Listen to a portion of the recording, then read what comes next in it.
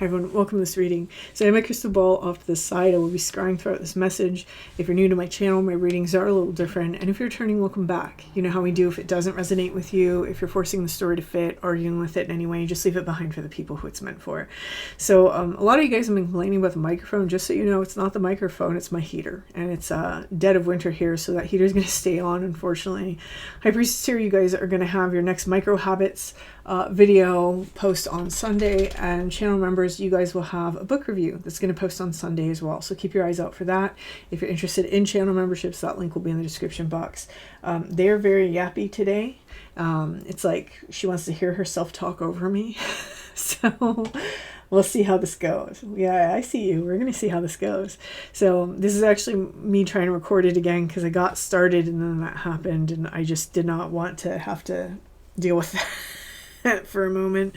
So we're going to pull some more cards on top of this, but the first card that came out was Star Mother, and the question that's being asked by this card is, how can you mother yourself? Okay, and on top of it is the rune Rido, and what this is really making me think of is that this has been a journey that we've been on. Someone's on a journey of really mothering themselves, of really pouring into their own cup, of probably exploring the depth of what self-love actually means. Self-love is one of those things where if you ask most people, do you love yourself? Most people are going to say yes. And then, you know, it's one of those things where the more you really dig into it, the more you realize there's other areas where you need to express that love to yourself. Not having negative self-talk, not calling yourself stupid because you make a mistake, for example, not putting too much pressure on yourself to get everything right, not being a perfectionist, not feeling that you always have to look like a number 10, not always, you know what I mean? Like all those different areas where we don't necessarily understand that love needs to be extended. Someone's on a journey where they're really trying to fill those spaces within themselves. Here with the Akasha, I think the phrase underneath it's kind of funny. Your guidance is divinely guided. I get it. That's how I talk when I'm getting rolling here. And on top of it is the rune Tiwas. So this is honor. It can be authority. And there's something here about having gained entrance into something. It's like because of a certain level of integrity that someone has exercised and stepped into because they've had this self-love. When we don't have the self-love, we're not able to express that integrity quite the same way. You know, we can be well-meaning, but there's things that we're going to be a little bit blind to in terms of how we approach others and how we're acting within our life. Someone here has gotten to a level of self-love where they're genuinely operating from a very integral place, and this integrity is giving them access to other information.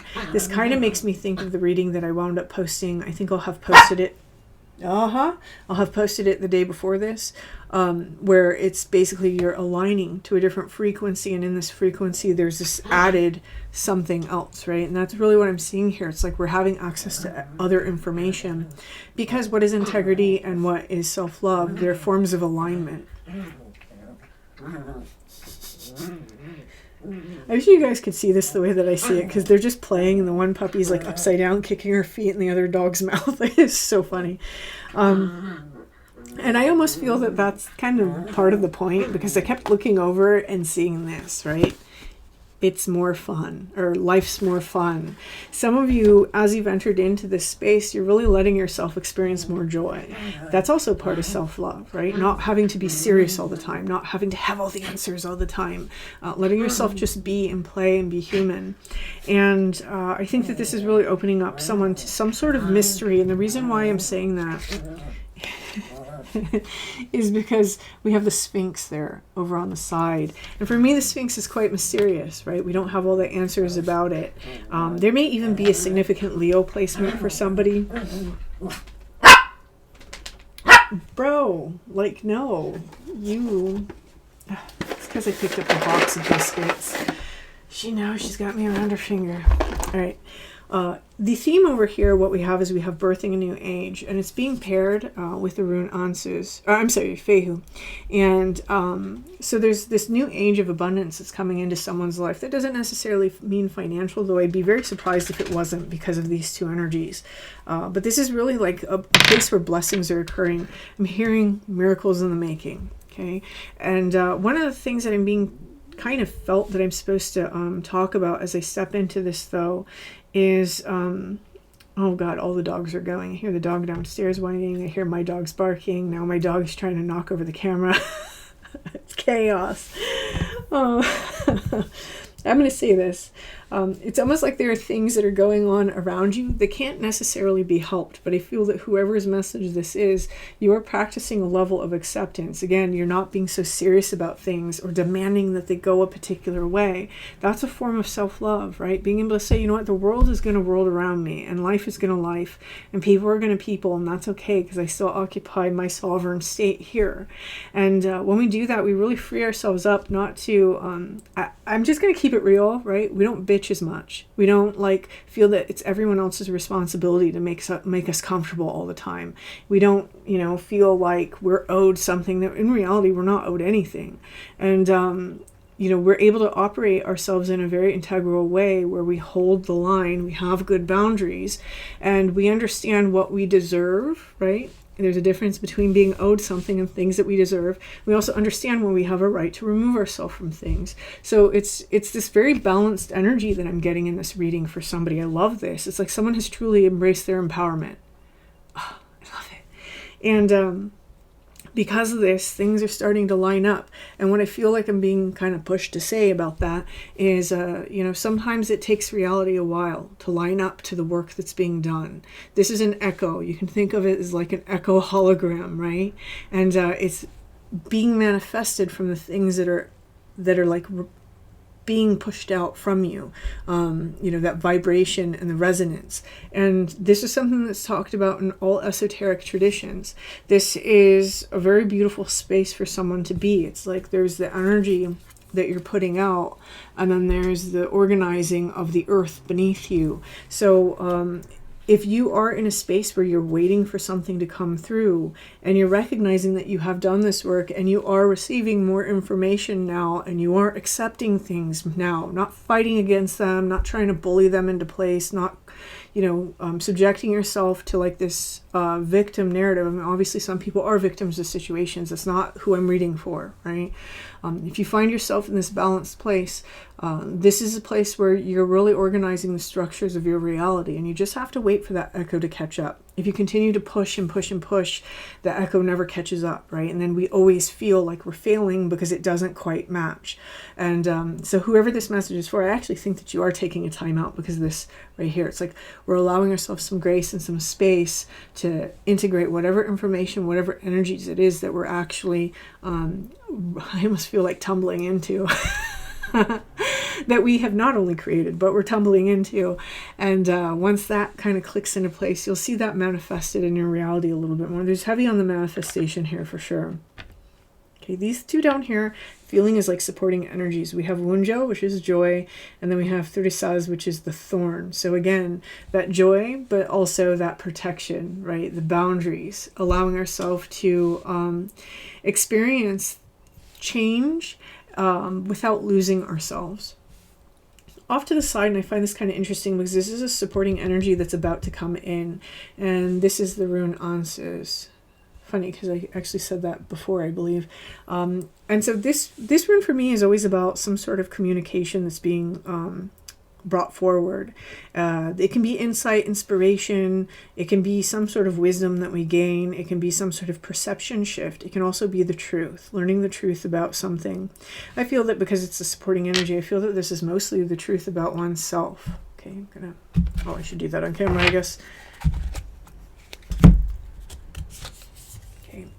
We have the Five of Inspiration, which is the Five of Swords. There may be something about a communication here where we're really having some kind of internal conflict reflected back to us. And this internal, okay, wow, all right, that got a little deep. I'm going to show you this card first. You see all those mirrors. That's why I'm reading it that way. Not necessarily the traditional Five of Swords here. One of the things that's happening is that this slowing down of the echo, or the time it takes to echo, and the feelings that we have about how it hasn't come through yet, that is the reflection. There's something there that's trying to be shown. So that's a space that we can use to kind of progress a little bit further in a very receptive way, right? Allowing ourselves to understand, why do I need this immediately, or why do I feel this way, or maybe even recognizing if there's some sort of lack that's taking place choice in the desperation of that moment. I'm going to say this because, well, this is funny. Get your mind out of the gutter. The little mirror that's happening right there. What's funny about that is that there was a red cardinal that was outside of my window while I was doing this reading, and I almost said something about it, and I passed it by, and here it's showing up again, because what that red cardinal is telling me with the color red and with this mothering energy and this reflective energy, we may have worked a lot within the foundation material. So, our place within the world, how we came into the world, our place within it, our survival mechanisms, how we self-protect, the places that we work, right? The food that we eat, all those sort of stability and rooting materials. That's an area here where there's just like a little bit of a reflection coming through in this moment where we're waiting for the reflection to catch up. That if we just like kind of clear that little smudge off of that glass, I'm not going to follow that up with anything. I almost feel that that's the instruction, is to do that. For some of you, it's going to be a very small habit change. Whether it's a habit of how you speak to yourself, a habit of how you might fall into like a nervous energy due to a certain thing. I feel that for some of you, it's going to be nervous system related, right? So paying attention to when you're answering a bunch of texts in the morning and you feel like you're running out of time, really listening to yourself and understanding when you're feeling stressed out that you should put the phone away. Things like that. Like, there's something trying to blossom there. There's something trying to blossom there. And there's something else that's trying to melt away. Interesting. All right. Garnet might be really important for somebody right now. Okay, one more card here. Okay, we have the Muse of Emotions. This is the Page of Cups. There is this sort of new emotional energy arriving on the scene. And I do feel that this is from within us. It doesn't necessarily have to be. There can be things in our reality that come on the scene that elicit this new emotional energy. But this is an energy that is going to start influencing the reflection, right? It's a new energy that's coming in to kind of change the structure of our reality. And whether that winds up being positive or negative is up to you, right? It's how you're using that energy. And but there does seem to be the potential for some very beautiful things to grow from that space if we use that energy wisely. And so this may be why some of you are being kind of instructed to kind of monitor that nervous system space. If there's something beautiful coming into your life, for example, that's eliciting this new emotional energy, it can go up and down like we see in this picture. It can be a roller coaster, and to recognize when it reaches those downs and what influence we play over that so that we can bring that back up, because those dips are also creating our reality. So it's not about not experiencing the full breadth of emotion. It's not about rejecting certain emotions. It's understanding when maybe our nervous system and previous experiences are hijacking us a little bit. There's a reflection that's being shown here, and it's the next step of your evolution, is to not have to be subjugated to this particular energy. I am being drawn to this looking like prison stripes, so that's why I'm saying that the subjugation of oneself, or the imprisoning of oneself to these denser emotions. And this is all part of this journey that someone has undertaken in loving oneself and nurturing oneself.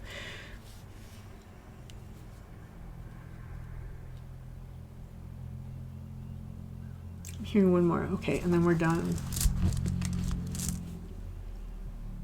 Oh, perfect. So this is Pertho. And with this is about magic. It's about the womb. This is perfect for this reading just because of that divine mother energy. There's something here being birthed. And I'm going to say this, I'm going to point this out just because for somebody this is definitely going to be important. We have the combination of the womb with this card. Oh, there it goes, it falls. So there's something here that we may need to care for, right, in terms of sacred sexuality, or maybe even for some of you it may be directly related to an organ. There may be something that you have to start paying attention to in terms of your health. There's something about balance coming through there. Something has to be balanced. Okay, so if that's for you, you're going to know what I mean. I'm also being very drawn back to this card here. And this is that Birthing the New Age card. And I'm being drawn to the concentric rock circles. So it's almost as though there are other things that are structuring themselves. And the first things to structure themselves may be further out than what we realize. So for example, if you are trying to manifest work for yourself, you might be hearing about friends who are getting new work opportunities. It may be happening on the interim before that energy actually comes into you.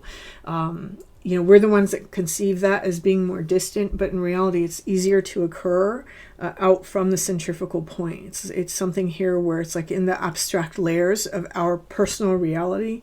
It's easier to occur, and then it works its way in. I hope that makes sense. I hope you guys understand what I'm saying by that.